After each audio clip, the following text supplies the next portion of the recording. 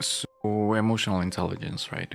This this was supposed to be a short video. I'm working on a Hollow Knight video right now about what it means to be hollow, and I thought I will do something a little faster, a little shorter, like 5 minute video. Maybe I can just talk about something that I know, right? At first, I was going to talk about psychopathy because the media definitely doesn't seem to quite grasp what that means. And I mean, just not because you don't like someone that makes them a psychopath, right? So, let's get down to the nitty gritty. We're going to talk about emotional intelligence and why I'm so angry about it. Without, my name is Jack. Let's just begin. Okay, so emotional intelligence, right? So it's composed by these two parts: emotions and, well, intelligence. The emotional part, it refers to the affective states, these somewhat discrete states that have a mind component and a physiological one, right? Like kind of how when we're scared, for example, your heart rate might go a little higher, your breathing rate, your metabolic rate, maybe. These are distinct changes that happen to your body, right?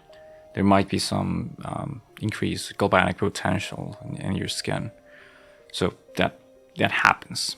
So that's part about emotions and intelligence. Now, intelligence is very hard to define. The functional definition we work with is just being able to solve problems, right?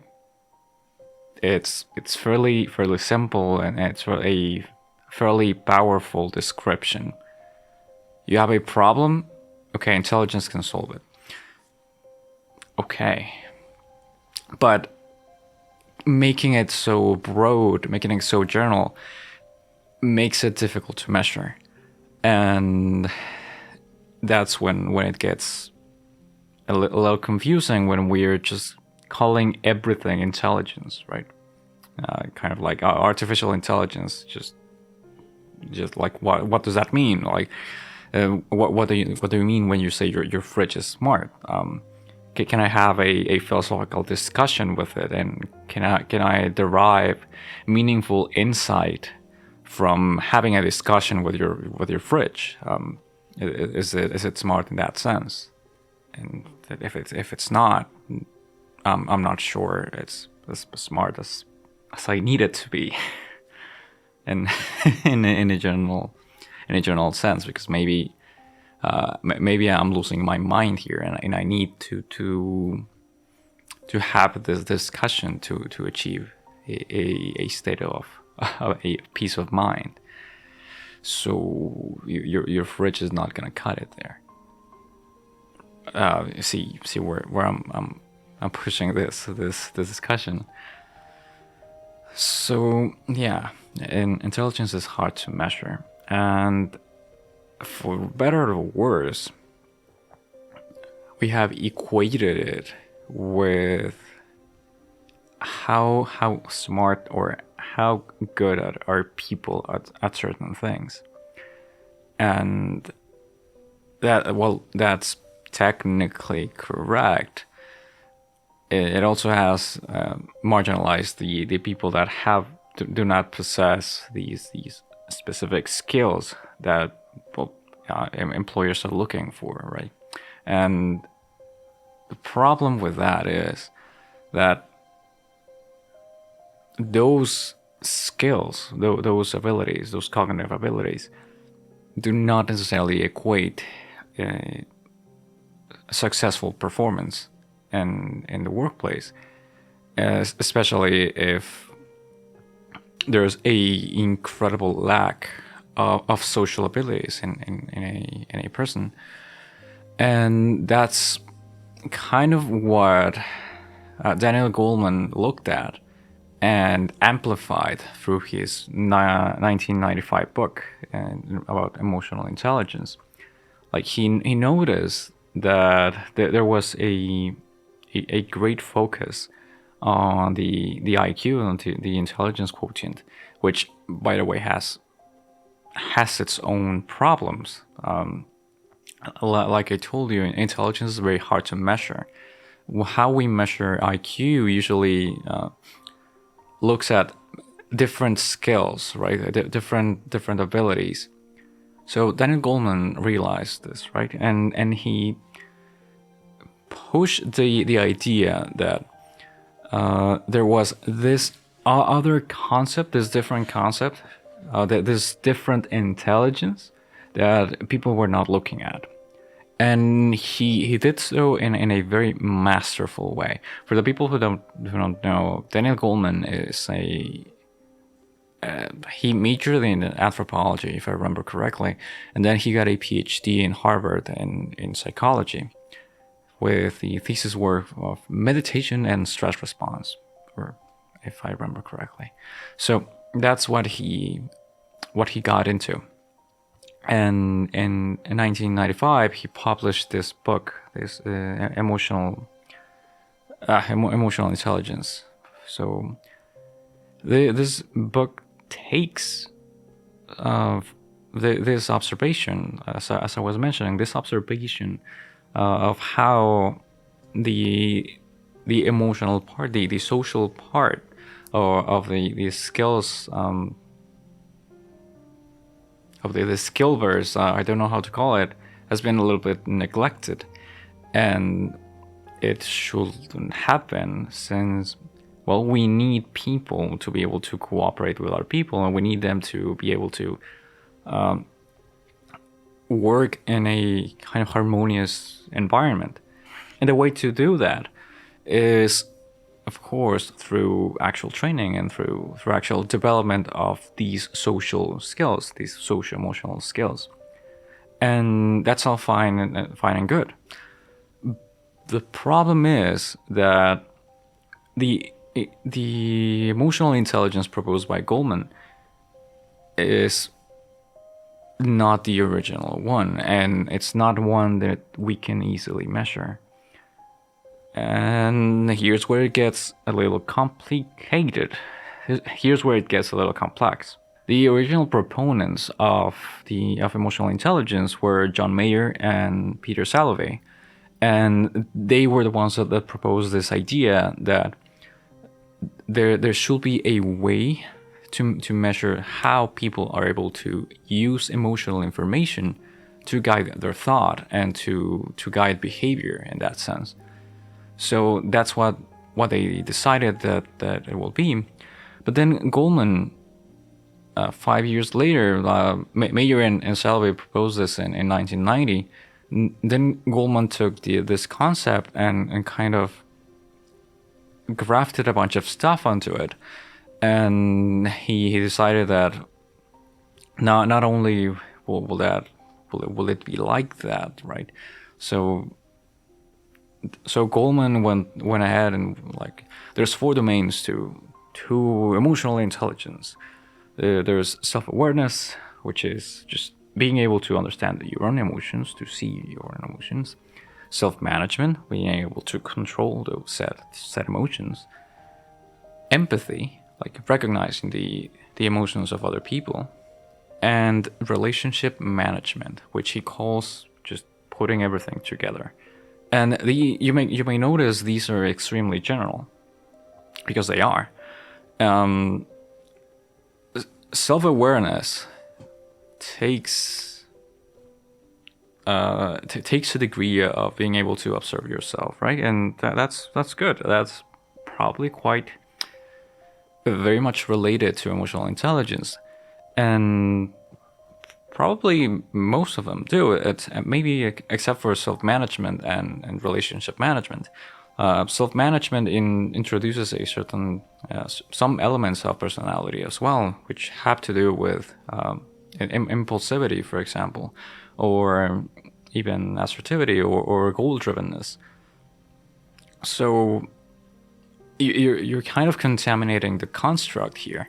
It's no longer only about abilities. It's also It's also about certain personality measures. And this means that it gets harder to measure and it gets harder to control for certain aspects. So when you do get results, when you do get correlations between this concept that Goleman is proposing and, I don't know, any other measure of success, you don't know whether it is related to actual skills or to personality traits. And that's where it gets kind of spooky, right? This created a certain confusion because Goleman was using the same exact wording, right? Emotional intelligence. It was catchy. It is a great name. It still is. And he had morphed it into this incredibly sellable concept. So he did. He published a book and it was wildly successful. And probably in no small part due to his writing. He's very good at writing. He's incredible. He's very compelling, and the examples he provides hook you emotionally real fast, and they are very persuasive. So, what's up?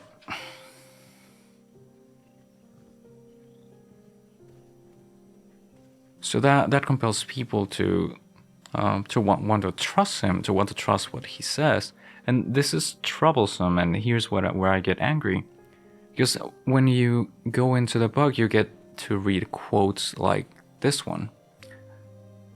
In a very real sense, we have two minds, one that thinks and one that feels.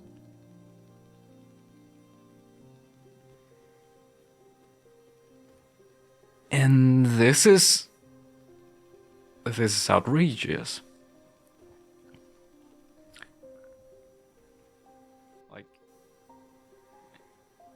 just to begin with, we're not even sure we have one mind.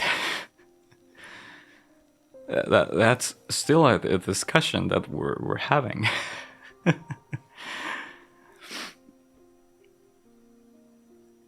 Like it might be an illusion, we don't know.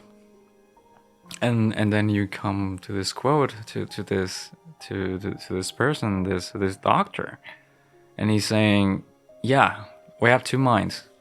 And there's not even a footnote for it. There's no reference for it. Like, source, just trust me. And that's very dangerous. It's very dangerous because he has a platform. People trust him. People believe what he has to say. And you're just throwing that. And I know this has had an impact because I saw a paper once with that exact same quote. And at the time, I just thought the paper was just misguided because it was about computer science. I didn't know it came from here. And that is very dangerous. In the same vein, many researchers and many psychological professionals, many even medical professionals have been swooned by this idea of emotional intelligence, not in its original form, but by the morphed model that Goleman proposed, which is in many ways a simplified version of the one proposed by Mayer and Salvi. And I'm not saying that simple is bad, that we need it to be complex. No, simple things are useful. But the way Goleman simplified it, it seems to be simplified in a with the intention of catering to what people already believe. This false dichotomy between intellect and heart. And it's a false dichotomy because we don't have a thinking brain and a feeling brain. or rather a thinking mind and a feeling mind, if at all we only have a mind, that's just the result of a bunch of complex systems that are interconnected and eventually lead somehow to consciousness. Like, if your argument is that there's different circuitry handling emotion and handling cognition, then you could, by the same logic, just go and say, well, there's neurons on your intestines. It's the enteric nervous system, also called the gut brain. Does that mean that we have three minds? A cognitive mind, and like a rational mind, and a feeling, emotional mind, and a digestive mind?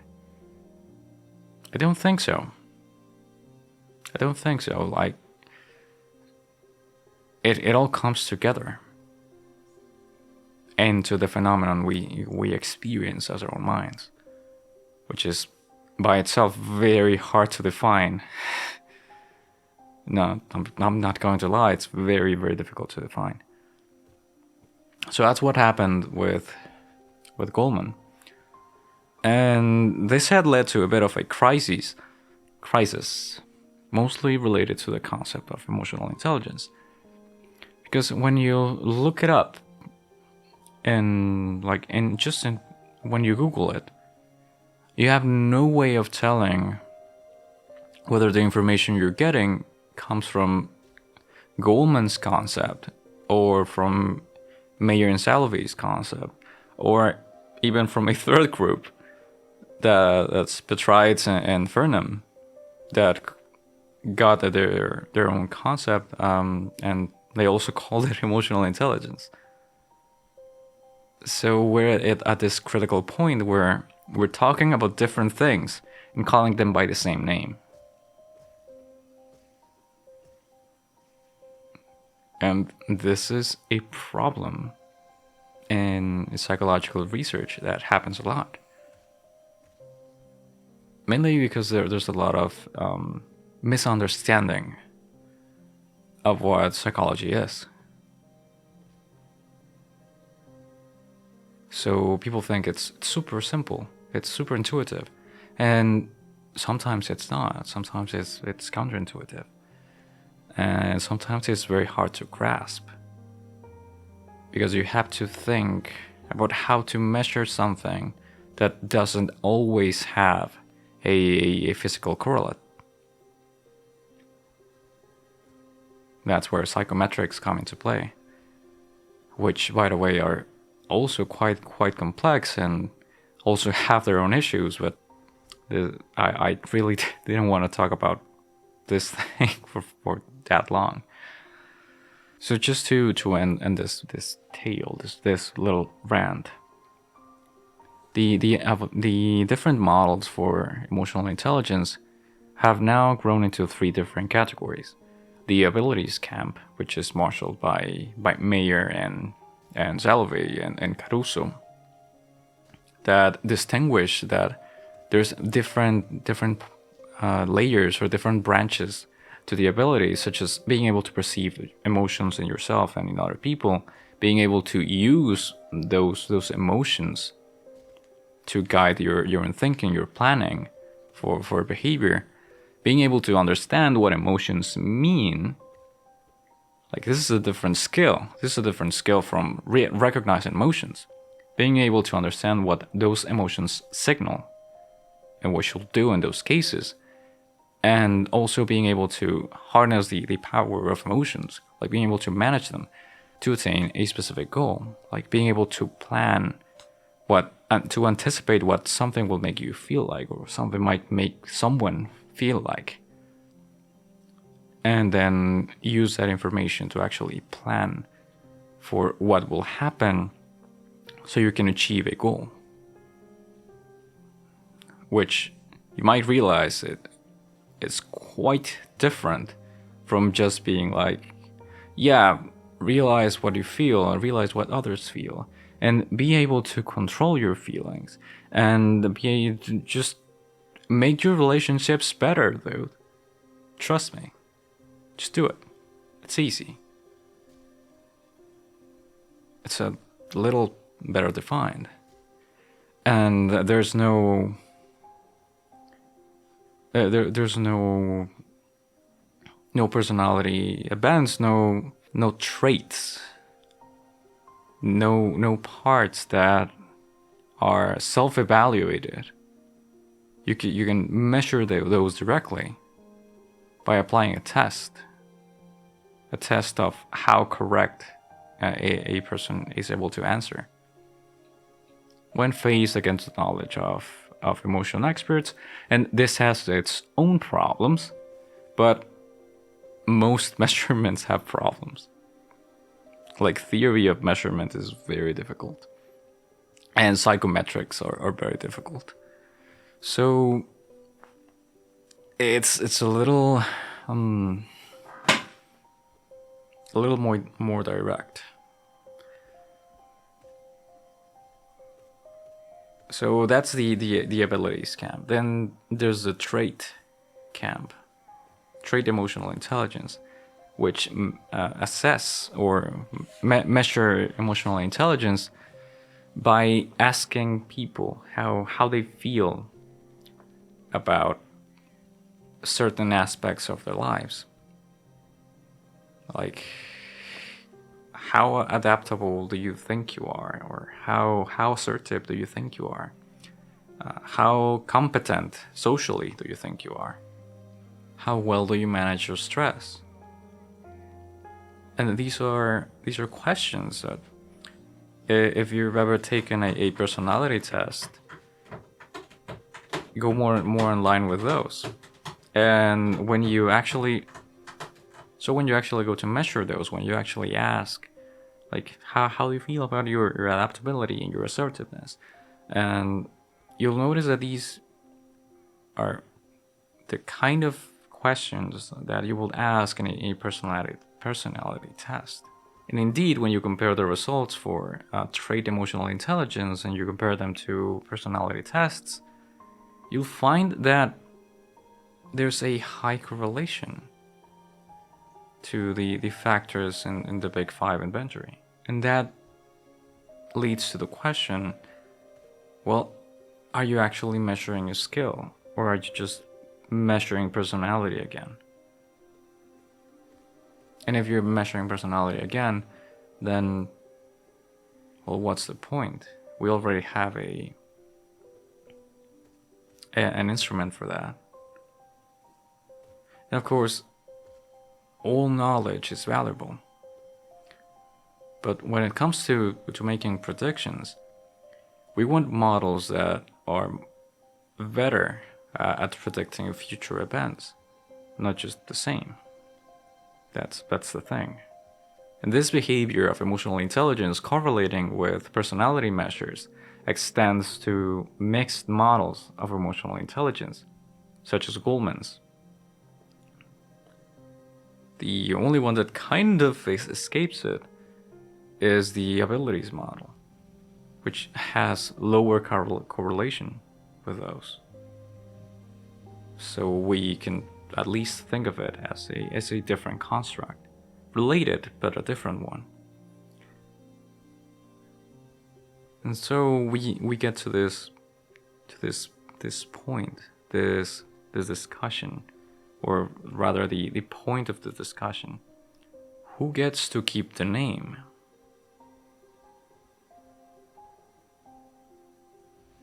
And what are the implications for having this idea of emotional intelligence? Why can't we just teach social skills? Why does it have to be an intelligence? Is it because it's a word that people recognize and people value and people want to be intelligent? It could be. There's this argument that emotional intelligence was built for the people who are not smart, and I think it's dumb. It's a dumb argument. Social skills are about as important to survival and navigating the workplace as cognitive abilities. But I also think that it has become kind of inevitable to jump into the public eye whenever you say intelligence.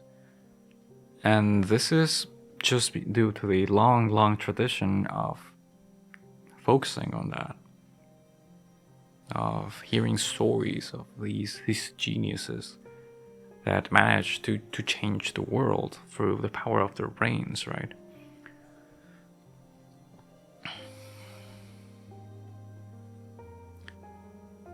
And there's also how it has become sort of this umbrella term for leadership abilities, in no small part, again, due to Goleman's intervention. So, of course, it's the organizations that want to train their employees in emotional intelligence, because that's a measure of success, right? Because that's what will give them effective leaders, and effective leaders lead to greater profits, maybe. So I think we're stuck. We're stuck with this concept, this contaminated concept, and we'll continue to see it grow, probably, until people realize what it actually means, what emotional intelligence actually is. And that's kind of what I wanted to make this video. I guess I want to do my part. If you ever hear about emotional intelligence, refer to Mayer and Salvi, not Goleman.